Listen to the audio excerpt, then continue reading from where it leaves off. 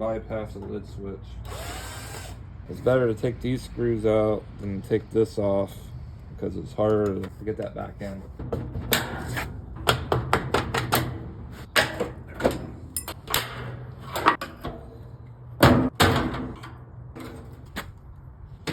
One belt. Okay, now.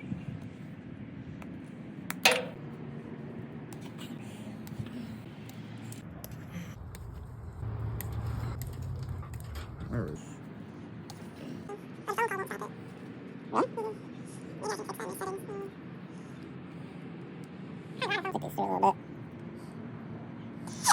There's a blue dot here. There's a blue dot. Try not to squeeze it too tight.